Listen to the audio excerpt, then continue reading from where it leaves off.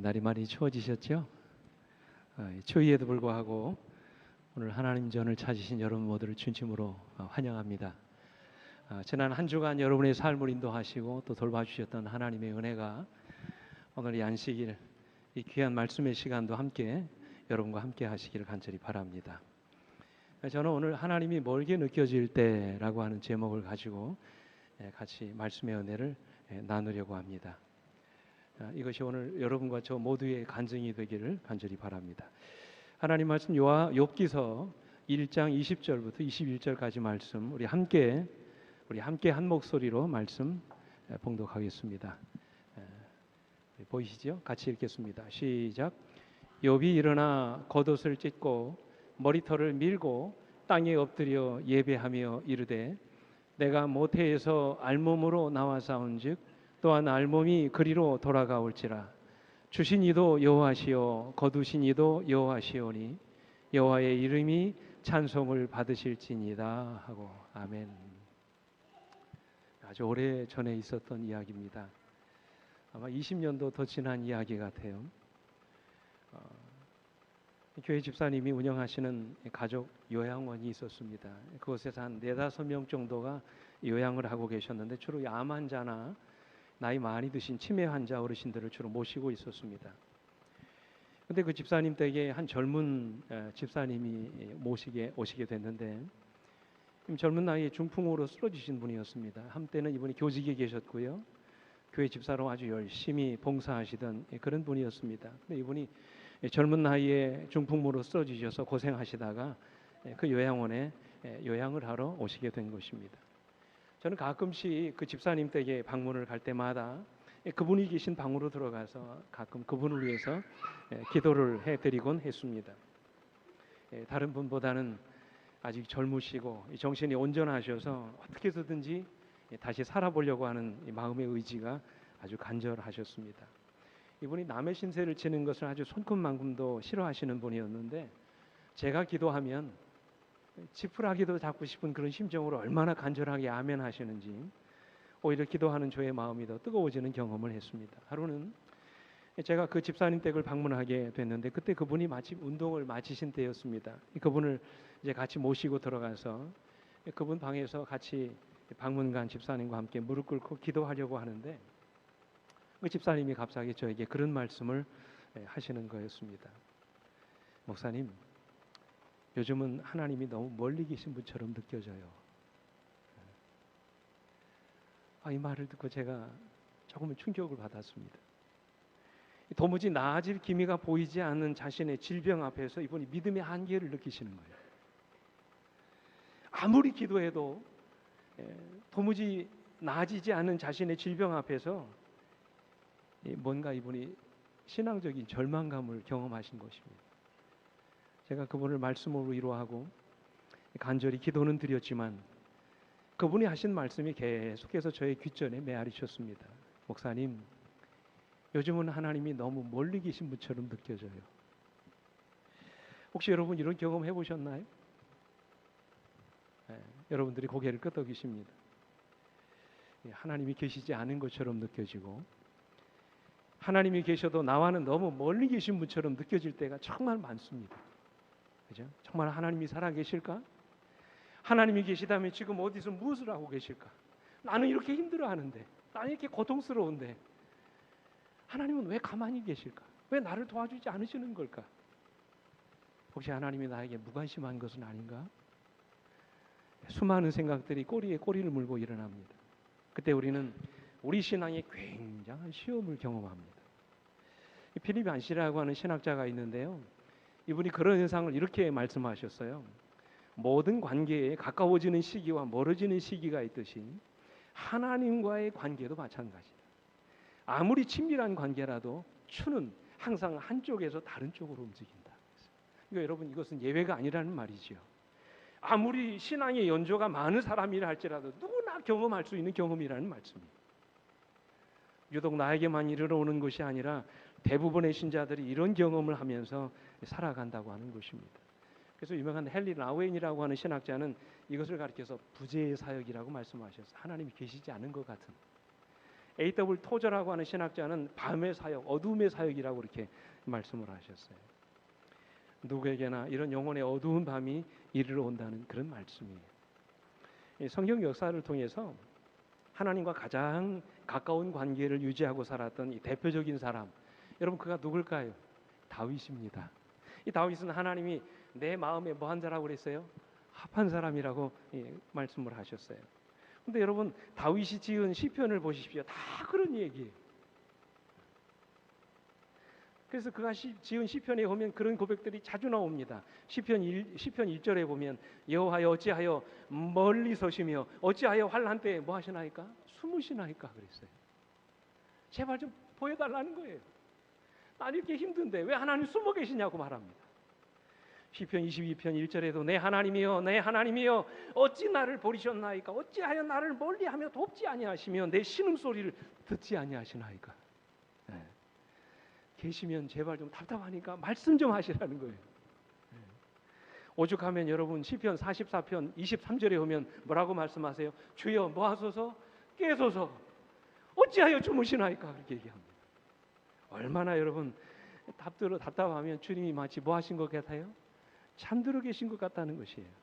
그리고 시편 88편 14절에 오면 여호와여 어찌하여 나의 영혼을 버리시며 어찌하여 주의 얼굴을 내게서 숨기시나이까? 그렇게 고백하고 있어요. 여러분 이외에도 많이 있습니다. 물론 하나님은 다윗을 버리지 않으셨지요. 그분은 또한 우리를 버리지 않으실 것입니다. 하나님은 계속해서 우리에게 말씀하십니다. 나는 너를 버리지 아니하며 너를 떠나지 않을 것이라고 말씀하셨습니다. 주님은 세상 끝날까지 우리 언제나 함께 하시겠다고 약속하셨어요. 근데 문제는 우리가 때때로 일어나 하나님의 부재를 느끼며 살아간다는 것이죠. 어느 때는 정말로 우리 하나님이 계시지 않은 것처럼 느껴질 때가 많다고 하는 것입니다. 하나님이 계셔도 나와는 너무 멀리 계신 분처럼 그렇게 느껴질 때가 너무나 많이 있다는 것입니다. 여러분 이런 때 우리가 어떻게 해야 합니까? 우리가 어떻게 하면 이러한 순간에도 여전히 하나님의 임재를 느끼며 살아갈 수 있을까요? 우리가 어떻게 하면 이러한 때에도 여전히 우리를 향하신 하나님의 사랑을 느끼며 살아갈 수 있을까요? 오늘 이 자리에 계신 여러분 모두가 함께 풀어야 될 숙제입니다. 오늘 저는 고난의 사람인 욥을 통해서 그 비결을 좀 함께 배울 수 있게 되기를 간절히 바랍니다. 여러분 아시는 것처럼요, 욥은 하루아침에 모든 것을 잃어버렸어요. 사랑하는 자식을 잃어버렸습니다. 가지고 있던 모든 재산 다 잃어버렸습니다. 자신의 건강마저 다 잃어버렸어요. 온 몸에 악창이 나고 구더기가 생겨서 기와장으로 자기 몸을 긁어야 되는 비참한 신세가 됐습니다.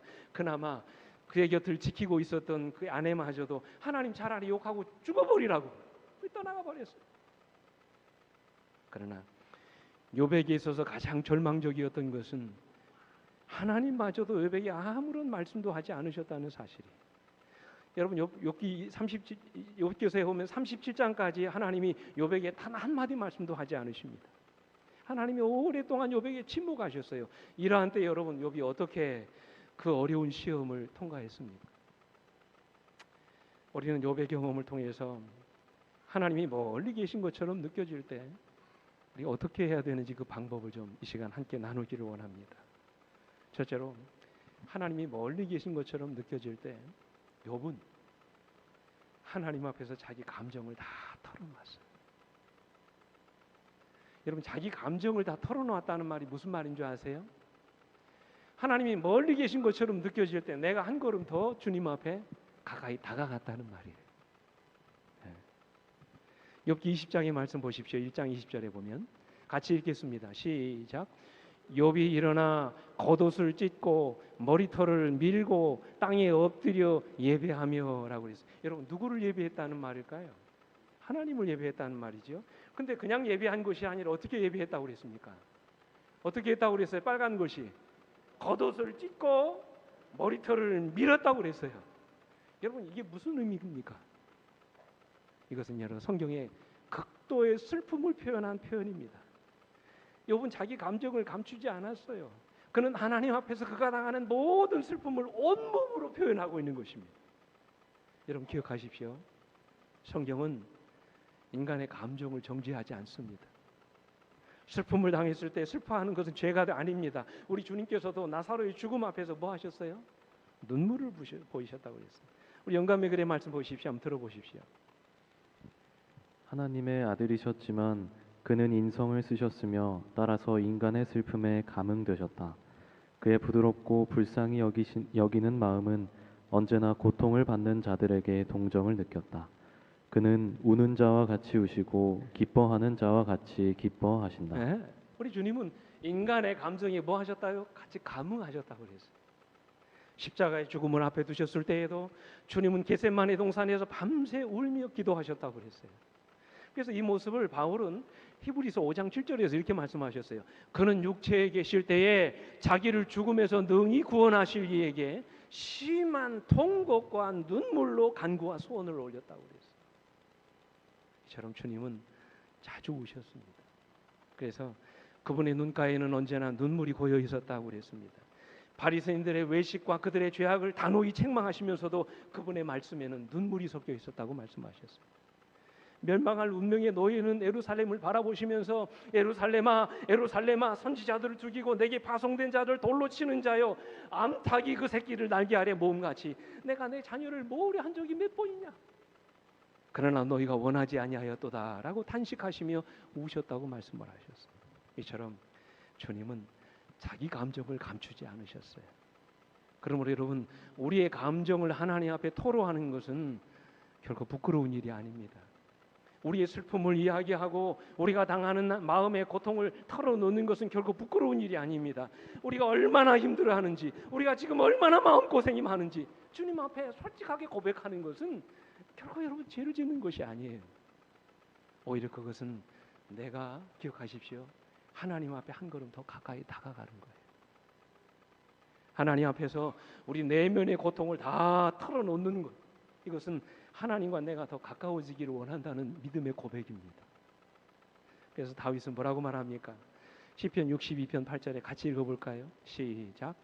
백성들아 시시로 그를 의지하고 그의 앞에 마음을 토하라. 하나님은 우리의 피난처시로다 그랬어요. 시시로 그의 앞에 마음을 뭐하라고요? 토하라고. 마음을 토하라는 말은 오바이타라는 말이에요. 여러분 속에 있는 거 다 끄집어 내놓으라는 말이에요. 여러분 들어보십시오. 왜 우리가 하나님과 가까워지지 않은지 아세요? 하나님은 우리와 가까워지기를 원하십니다. 하나님은 우리와 여러분과 만나기를 원하십니다. 근데 여러분 왜 하나님이 우리와 만나지 못하시고 가까워지지 못하는지 그 이유를 아십니까? 그 이유는요, 우리가 자꾸 하나님 앞에서 감추려고 해요. 내 감정을 자꾸 속이려고 합니다. 억누르려고 해요. 나의 속마음을 주님 앞에 드리려고 하지 않습니다. 그래서 여러분 영감의 글은 이렇게 말씀하셨어요. 들어보십시오. 그대들의 소원과 기쁨과 슬픔과 염려와 두려움을 하나님 앞에 내어놓으라. 그대들은 그를 괴롭게 하거나 피곤케 할 수 없다. 그대들의 머리털까지 세시는 그는 당신의 자녀들의 요구에 대해서 무관심하시지 않으신다. 그의 사랑의 마음은 우리의 슬픈 일을 보거나 그 슬픈 일에 대한 말만 들어도 민망히 여기신다. 우리의 마음을 번뇌케 하는 것은 무엇이든지 그에게 내어놓으라. 아멘. 하나님의 임재를 경험하기를 원하십니까? 오늘 말씀하시잖아요. 우리의 마음을 번뇌케 하는 것은 무엇이든지 그분 앞에 뭐하라? 내놓으라 말씀하세요. 그때 우리는 하나님의 특별한 임재를 위로를 경험하게 될 것입니다. 그러므로 여러분이시여 억누르려고 하지 마십시오. 여러분의 고통을, 여러분의 아픔을, 여러분의 번민을 감추려고 하지 마십시오. 하나님 앞에서 여러분의 마음을 어지럽히고 있는 마음의 모든 고통과 아픔을 다 끄집어 내놓으십시오. 때로는 울면서 하나님 앞에 부르짖으시길 간절히 바랍니다. 제가 하루는 교회에서 몇 분의 집사님과 함께 새벽 기도를 이제 마치고 개인 기도를 하고 있었습니다. 근데 갑자기 막 현관문이 열리더니 우당탕하면서 누가 뛰어들어오는 소리가 들려와요. 근데 막 들어오자마자 단상에서 넙죽 엎드려 막 통곡하시는 것입니다.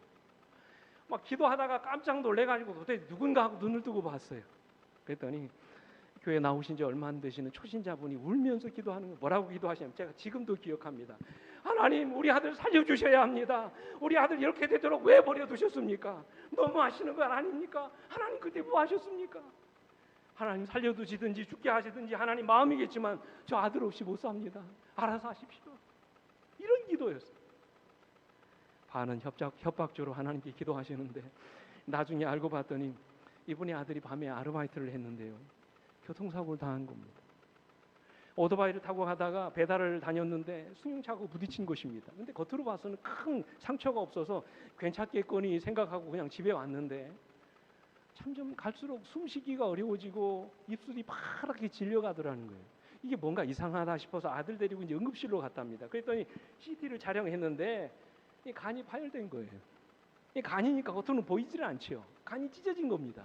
이게 찢어져 가지고 출혈이 됐는데 간에서 쏟아진 피들이 이제 몸속에서 고이기 시작하는 것입니다.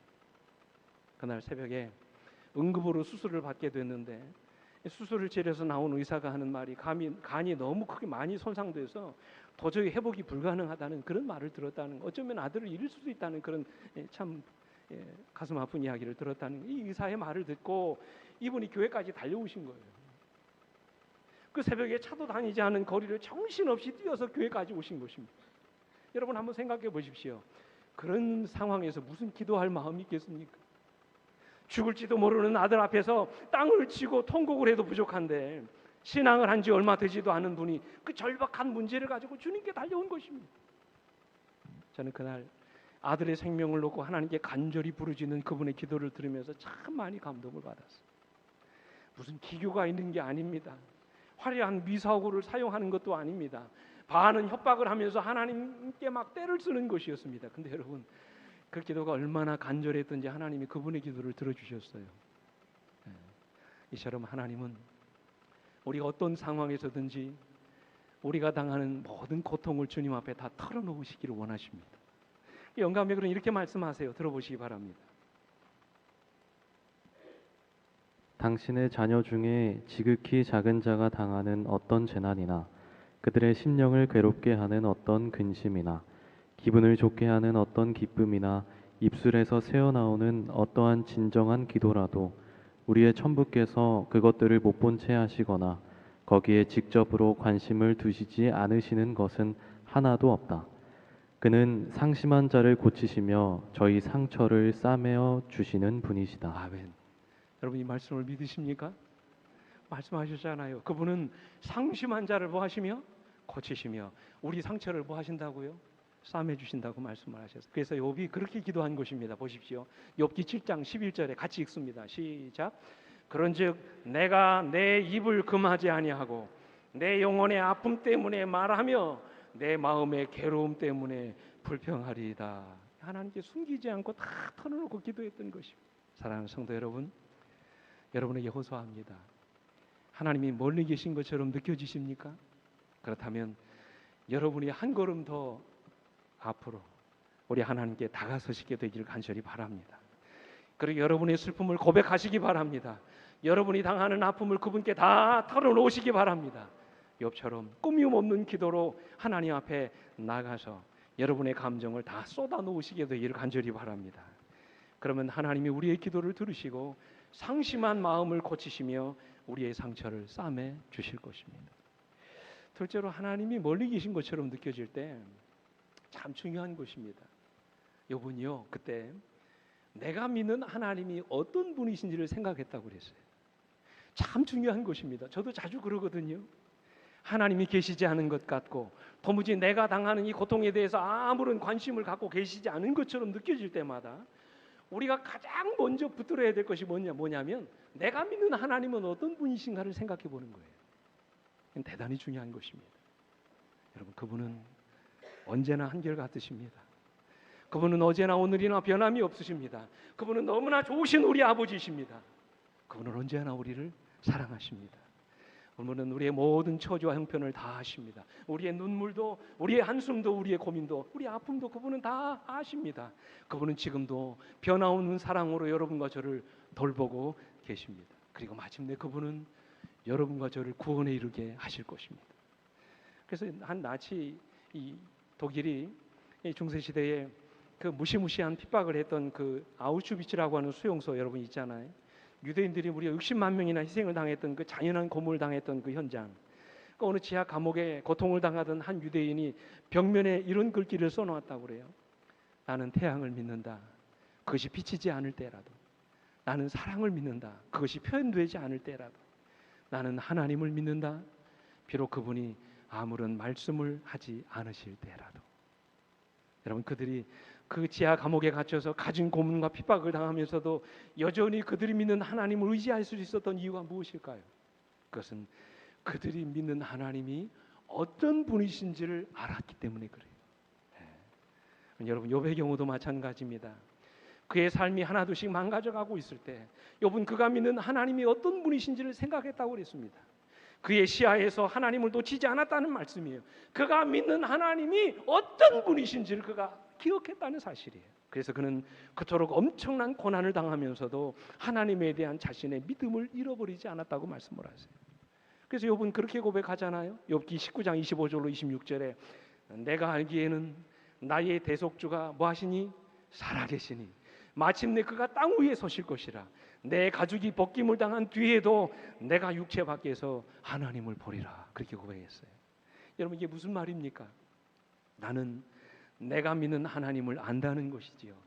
그분은 여전히 살아계시고 마침내 나를 구원에 이르게 하실 것을 믿는다는 말입니다.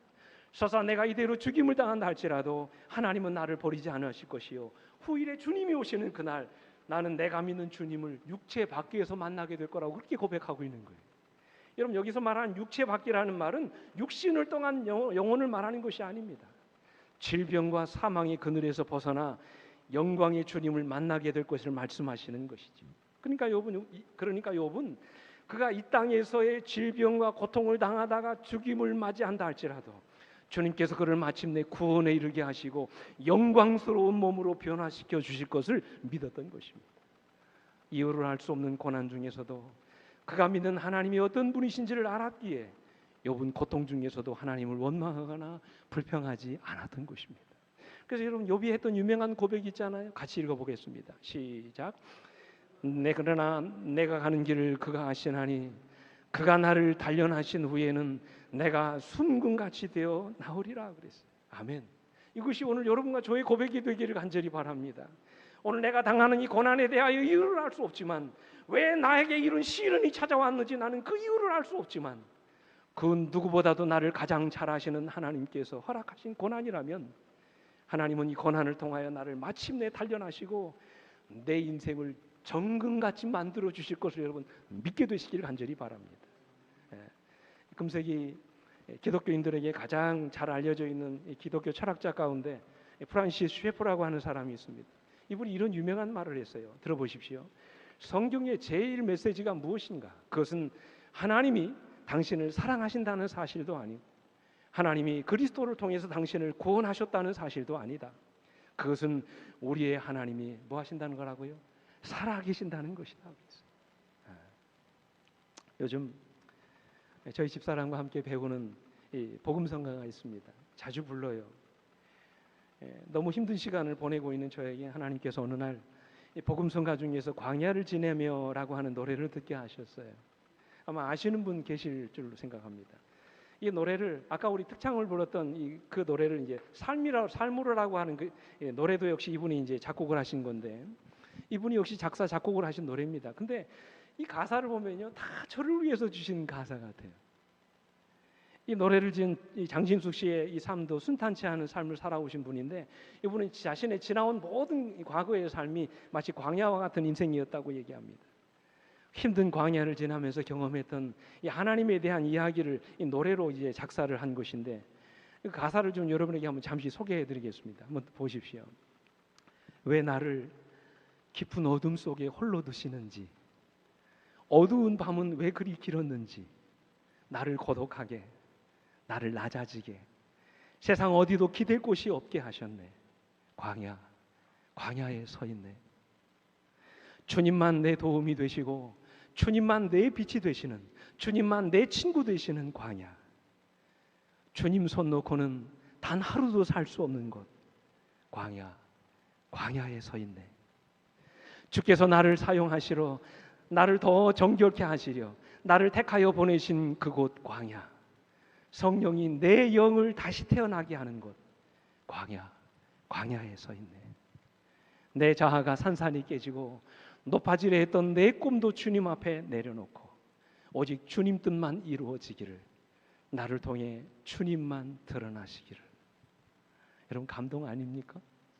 이 노래를 들으면서 저는 하나님이 저를 멀리 떠나 계신 것이 아니라 제 삶에 이르러 온 크고 작은 고난과 온갖 시련 가운데서 하나님이 여전히 나와 함께 하시고 지금도 내 삶을 다듬어가고 계시다는 사실을 깨닫게 됐습니다. 그래서 나를 더 정결케 하시고 더 낮아지게 하시고 내 영을 다시 태어나게 하시고자 나를 광야로 지나가게 하셨다는 사실을 제가 알게 됐어요. 오늘 여러분, 이것이 우리 모두의 고백이 되기를 간절히 바랍니다. 사랑하는 성도 여러분, 하나님이 멀리 계신 분처럼 느껴지십니까? 그분은 지금도 우리와 함께 계십니다. 그분은 한 번도 우리를 떠나지 않으십니다. 우리가 이유를 알 수 없는 고난 중에 있다 할지라도 하나님은 여전히 우리와 함께 계시며 여러분과 저의 삶을 다듬어 가고 계시다는 사실을 믿게 되시길 간절히 바랍니다. 셋째로, 하나님이 멀리 계신 분처럼 느껴질 때 욥은요, 하나님의 약속을 붙잡았어요. 굉장히 중요한 것입니다. 이것이 특별히 고난 중에 있는 주의 백성들이 특별히 기억하셔야 될 말씀이에요. 고난 중에 뭐를 붙잡아야 된다고요? 하나님의 약속을 붙잡아야 돼요. 여러분 기억하십시오. 하나님이 우리를 떠나 계시는 것처럼 느껴지는 것은 우리의 감정이지 사실이 아니에요. 다시 말씀드립니다. 하나님이 멀어진 것 같고 하나님이 떠나 계신 것처럼 느껴지는 것은 우리의 뭐예요? 감정이에요. 그것은 뭐가 아니라고요? 사실이 아닙니다. 여러분, 사실 이 감정에 속지 않게 되기를 간절히 바랍니다. 그럴 때일수록 우리는 더 뭐를 붙잡아야 돼요? 약속을 붙잡으셔야 돼요. 그죠? 그러면 어려운 일 때문에 여러분의 마음이 어려움을 당하지 않게 되기를 간절히 바랍니다. 여러분이 당하는 상황이 하나님을 바꾸는 올 수 없습니다. 하나님은 여전히 여러분과 함께 하십니다. 여러분을 붙드십니다. 여러분을 지켜주십니다. 언제나 여러분 편에서 여러분과 함께 계십니다. 우리가 단지 그것을 느끼지 못할 뿐이에요. 그래서 욥은 확신을 가질 수 없는 상황 속에서도 언제나 뭐를 붙잡았어요? 하나님의 약속을 붙잡았어요. 아무리 힘들고 어려운 가운데 있을지라도 그는 하나님의 말씀을 붙잡았어요. 그는 항상 그분이 하신 말씀을 기억하며 용기를 얻었다고 그랬어요. 여러분, 여기에 비결이 있습니다. 그래서 여러분 욥기 23장 12절에 보시면 이렇게 말씀하시죠. 같이 읽겠습니다. 시작. 내가 그의 입술의 명령을 어기지 아니하고 정한 음식보다 그의 입의 말씀을 귀히 여겼도다 그랬어요. 보세요. 음식보다 뭐를 더 귀하게 여겼다고요? 말씀을 더 귀하게 여겼다고 했어요. 하나님의 말씀에 대한 이런 믿음 때문에 욥은 아무리 힘들고 어려운 상황 속에서도 하나님을 끝까지 붙들고 승리할 수 있었던 것입니다. 믿음의 조상들이 그렇지요. 아브라함이 하나님의 부르심을 받고 그 본토 친척 아비집을 떠날 수 있었던 이유가 무엇입니까? 하나님의 약속을 믿었기 때문에 그래요. 백세에 낳은 그의 아들 이삭을 모리아산의 제물로 드릴 수 있었던 이유가 무엇입니까? 하나님의 약속을 믿었기 때문에 그렇습니다. 노아가 세상 사람들의 조롱을 받으며 120년 동안 방주를 지을 수 있었던 이유가 무엇입니까? 다 하나님의 약속을 믿었기 때문에 그래요. 그 당시 하늘에서 한 번도 비 한 방울 내리지 않던 때에 하나님이 세상을 물로 심판하실 것이라고 외칠 수 있었던 이유도 하나님의 약속에 대한 그의 믿음 때문이었습니다. 요셉이 임종할 때 이스라엘 자손들이 애굽을 떠날 것을 말하고 자기 유고를 내어다가 가나안 땅에 묻어줄 것을 유언한 이유도 하나님의 약속에 대한 믿음 때문에 그렇습니다. 모세가요, 바로의 공주의 아들이라 칭함을 거절하고 도리어 하나님 백성과 함께 고난받기를 잠시 죄악의 낙을 누리는 것보다 더 좋아했던 이유도 하나님의 약속에 대한 믿음 때문이었습니다. 이처럼 성경 역사를 통해서 믿음대로 살다간 우리 모든 믿음의 조상들의 삶에는 한결같이 우리 하나님의 약속을 믿는 절대적인 믿음이 있었던 것입니다. 그들에게 시련이 없었던 것이 아닙니다. 그들에게 어려움이 없었던 것도 아닙니다. 그들에게 고난이 없었던 것도 아닙니다. 그들도 우리가 겪는 인생의 숱한 위기와 고난을 경험했습니다. 그러나 그들이 그런 인생의 숱한 고난과 위기 속에서도 흔들리지 않을 수 있는 믿음을 가질 수 있었던 이유는 다 하나같이 하나님의 약속을 믿었기 때문에 그렇습니다. 오늘 이런 믿음이 오늘 여러분과 저에게 있게 되기를 간절히 바랍니다. 평생을 아프리카 선교를 위해서 헌신했던 데이빗 리빙스턴이라는 선교사가 있습니다.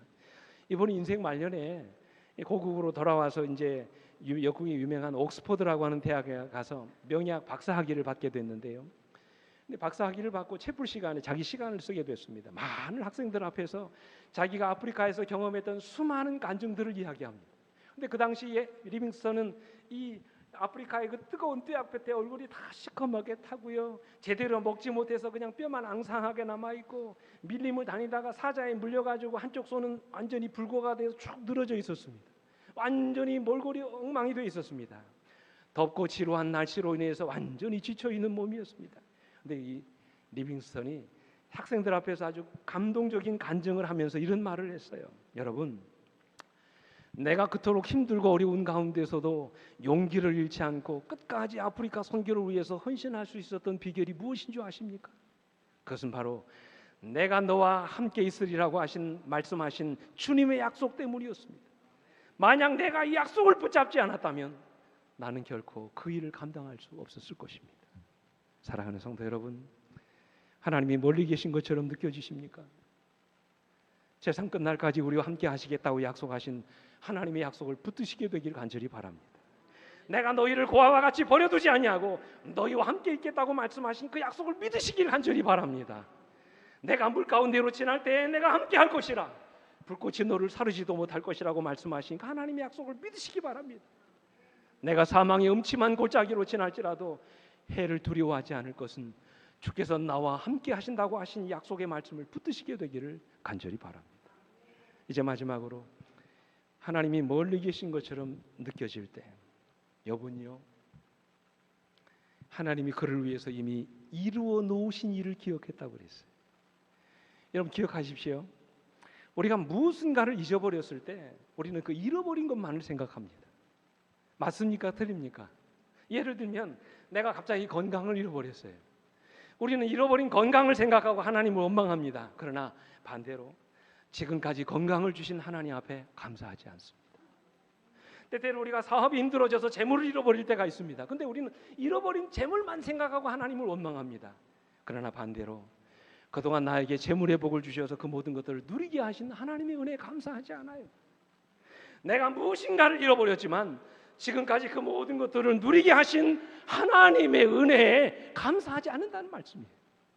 근데 여러분 보십시오. 욥은 모든 것을 잃어버린 순간에도 지금까지 그 모든 것들을 누리게 하신 하나님의 은혜에 감사하고 살았어요. 그 말씀이 어디 나옵니까? 욥기 1장 21절 말씀, 우리가 처음 읽은 말씀 같이 한번 읽어봅니다. 시작. 이르되 내가 모태에서 알몸으로 나와 싸운즉 또한 알몸이 그리로 돌아가올지라. 주신 이도 여호와시요 거두신 이도 여호와시오니 여호와의 이름이 찬송을 받으실지니라 하고. 이게 얼마나 아름다운 고백입니까? 나에게 주어진 모든 것들이 다 하나님 주신 선물이라는 말씀이에요. 내가 가지고 온 것이 아무것도 없다는 말씀이에요. 그동안 하나님이 주신 것을 그냥 내가 누리고 산 것뿐이라는 말씀이에요. 그러므로 주신 분도 여호와시요 취하여 가신 분도 여호와시라고 말씀하십니다. 여러분 이 말은요 무슨 뜻이냐면, 비록 내가 자식들이 모두 죽은 참담한 비극의 현장에 있지만 그동안 자식들을 통해서 티 없이 맑은 웃음을 웃을 수 있게 해주신 하나님의 은혜에 감사한다는 말이에요. 지금은 비록 모든 재물이 다 사라진 것처럼 보이지만 그동안 나에게 재물의 복을 주셔서 하나님의 은혜를 누리게 하신 그 하나님께 감사드린다는 말이에요.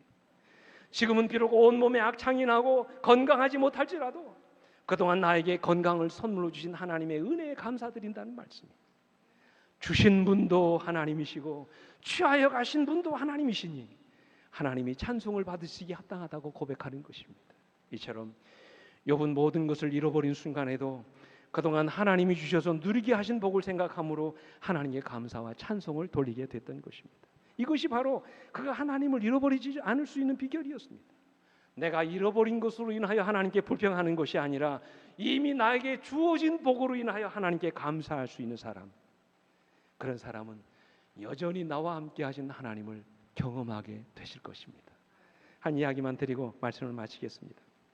혹시 여러분 이 책을 보셨는지 모르겠습니다만, 이 글 쓰는 것을 유난히도 좋아했던 돈 슈나이더라고 하는 사람이 쓴 절벽 산책이라고 하는 책이 있습니다. 혹시 나중에 여러분 기회가 되시면 이 책을 한번 보십시오. 저는 전자서적을 통해서 이 책을 읽었는데 우리 삶 속에서 경험할 수 있는 평범한 삶의 이야기들이 얼마나 큰 축복인지를 경험하는 그런 이야기들이 기록되어 있습니다. 이분이요 어떤 분이냐면 자수성가 해가지고 콜게이트라고 하는 그 대학의 영문학과 교수로 이분이 재직하신 분입니다. 이 교수 자리까지 승승장구하면서 올라갔습니다. 많은 저서와 논문을 썼습니다. 학생들에게도 꽤 좋은 평가를 받는 아주 훌륭한 교수였습니다. 근데 지난 92년 갑자기 학교로부터 해고 통지서를 받았어요. 해고가 뭔지 아시죠? 우리 대학 이제 그만하라는 거예요. 교수직 그만하라는 거예요. 이분이 처음에는 행정착오인 줄 알았답니다. 사실이었어요. 그래도 이 사람이 해고 통지를 받았지만 자기 실력이면 얼마든지 다른 대학에 갈 수 있다고 생각하고 가벼운 마음으로 다른 대학에 지원하기 시작했습니다. 근데 2년 동안 무려 101개 대학에 지원을 했는데 다 퇴짜를 맞았어요. 살 길이 막막한 것입니다. 여러분, 교수가 무슨 일을 하겠습니까? 교수가 땅을 파겠어요? 아니면 나가서 보니까 아르바이트 하겠습니까? 아무 일도 하지 않는 거죠. 절박하죠. 아내와 어린 사남매를 데리고 살 길이 막막한 것입니다. 결국 그는 자기가 살던 집을 팔고 시골로 이사했습니다. 얼마나 충격이 컸는지 밤에 잠을 못 자요. 불면증에 시달립니다. 약을 먹어야 잠을 잘 수 있는 그런 아주 절망적인 상태에 이르게 된 것입니다. 결국 그는 자기 있던 집을 다 팔아버리고 이제 교수직 다 내려놓고 어떻게 했냐면 골프장에 여러분 청소부로 들어갑니다. 여러분, 말이 그렇지요. 교수 일하던 사람이 어떻게 청소부 일을 합니까? 어떻게 합니까? 먹고 살려면 할 수 없는 것이지. 골프장에서 일하다가 목수 일하는 사람을 만나가지고 실력 있는 목수 겸 페인트공이 됐습니다.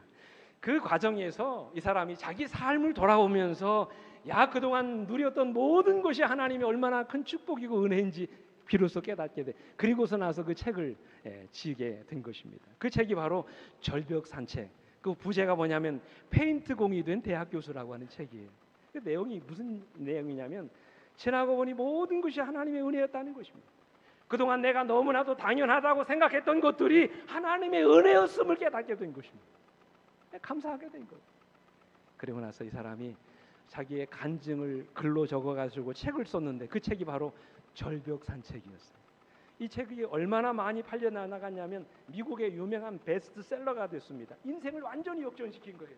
완전히 똘똘딱 거지가 된 줄 알았더니 하나님께서 그에게 남아있는 글 쓰는 재주를 통해서 그의 인생을 완전히 역전시켜 주십니다. 그는 그 책에서 이런 말을 합니다. 마지막 부분에서 보세요. 한번 들어보십시오. 나는 겨울 내내 꾸준히 일했다. 그리고 봄이 되었지만 대학 교수가 되고 싶다는 생각은 더 이상 떠오르지 않았다. 나는 오로지 눈앞에 있는 일에만 집중했다. 나는 내가 살아오는 동안 열심히 일한 만큼 보상을 받는다고 생각해왔다. 그 다음 말씀이 참 중요합니다. 하지만 지금은 열심히 일할 수 있는 것 자체가 보상이라는 사실을 알게 됐다. 이게 이 삶의 결론입니다. 사랑하는 성도 여러분, 혹시 하나님이 멀리 계신 것처럼 느껴지십니까? 그렇다면 하나님이 우리를 위해서 이미 이루어 놓으신 일들을 기억함으로 용기를 얻으시길 간절히 바랍니다. 나를 위해서 그분이 하늘 영광의 보좌를 버리시고 이 땅에 오셨어요. 우리 주님이 나 대신 십자가에 죽으셨어요. 여러분과 저를 살리시기 위해서 하나님이신 그분이 당신의 생명을 버리셨어요. 그리고 여러분과 저에게 영원한 생명을 주셨어요. 여러분, 이것 하나만으로도 우리는 감당할 수 없는 하나님의 은혜를 입은 자들입니다. 설사 그분이 나와 함께 계시지 않은 것처럼 보인다 할지라도, 설사 하나님이 나를 도와주시지 않는 것처럼 느껴질지라도 우리는 하나님의 엄청난 사랑을 입은 존재인 것을 기억하시길 간절히 바랍니다. 우리가 이러한 사실을 기억할 수만 있다면 우리는 우리가 당하는 모든 고난과 어려움 가운데서도 하나님을 원망하거나 불평하지 않게 될 것입니다. 이제 저는 말씀을 마칩니다. 오늘 혹시 이 자리에 여러 가지 인생의 어려운 일들로 인하여 고민하고 괴로워하시는 분들이 계십니까? 하는 일마다 되는 일이 없어서 의기소침하고 낙심하는 가운데 계시는 분이 계십니까? 뜻하지 않은 질병과 사고로 인해서 건강을 잃고 계신 그런 분이 계시지 않습니까? 아무것도 없다고 불평하지 마시기 바랍니다. 그동안 베풀어 주신 하나님의 은혜에 감사함으로 마음의 위로를 받으시게 되기를 간절히 바랍니다. 이런 경험이 오히려 여러분과 저에게 축복의 씨앗이 될 수 있음을 믿으시게 되기를 간절히 바랍니다. 없는 것으로 인하여 불평하기보다는 아직도 여전히 나에게 남아있는 것으로 인하여 하나님께 감사하시길 바랍니다. 그때 하나님께서 여러분 인생에 남아있는 그것을 통하여 놀라운 인생의 역전을 이루도록 하나님께서 복을 부어 주실 것입니다.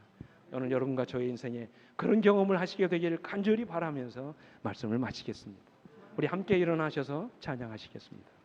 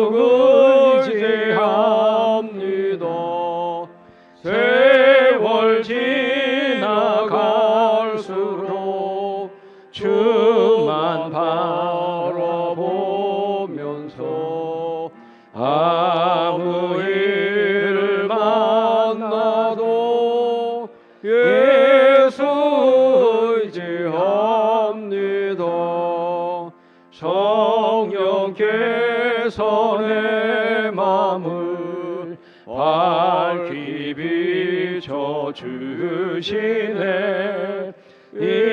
인도하심 따라서 주만 의지합니다. 세월 지나갈수록 주만 바라보면서 아무 일을 만나도 예수 의지합니다. 기쁠 때에 노래와 슬플 때에 기도와 위태할 때 도움을 주께 간구합니다. 세월 지나갈수록 주만 바라보면서 아무 일을 만나도 예수 의지합니다. 생명이 있을 동안에 주를 굳게 믿으며 전성 올라가도록 항상 의지합니다. 세월 지나갈수록 주만 바라보면서 아무 일을 만나도 예수 의지합니다.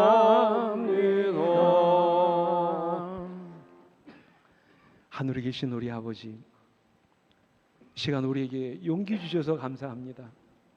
우리를 떠나지 않으신다고 말씀하시니 감사합니다. 언제나 우리 곁에 있겠다고 말씀하셨사오니 하느니 감사합니다. 이 약속의 말씀을 붙들게 하여 주시옵소서. 어떤 일이 있어도 절망하거나 좌절하지 않도록 붙잡아 주시옵소서. 내가 가장 힘들어할 때, 내가 가장 고통스러워할 때 나를 사랑하시는 주님이 나의 가장 가까이 있음을 기억하게 하여 주시옵소서. 이제는 마음을 어지럽히고 있는 모든 고통, 나 혼자만 담고 고통당하지 않게 하시고 내 가장 가까이 계신 주님 앞에 내 마음의 모든 고통을 다 털어놓게 해주시옵소서. 다 끄집어내놓게 해주시옵소서. 그리고 그분께 말할 수 있게 해주시옵소서. 가리운 것 없이 주님 앞에 이 문제를 다 해결해 주시도록 철저하게 주님 앞에 고백하는 우리 모두가 될 수 있도록 하나님 인도해 주시옵소서.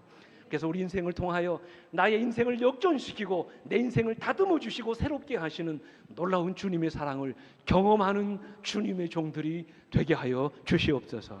이제는 우리 아버지 하나님의 놀라우신 은혜와 그 아들 예수 그리스도의 다함이 없으신 십자가의 사랑과 오늘도 우리를 일으켜 주시고 날마다 새 힘을 얻게 하시는 성령 하나님의 감화 감동하심이 오늘 이 말씀을 듣고 절망과 좌절 가운데 있는 주의 모든 성도들을 위해 이제로부터 영원토록 언제나 함께해 주시옵기를 우리의 구주이신 예수 그리스도의 이름으로 간절히 축원하옵나이다. 아멘.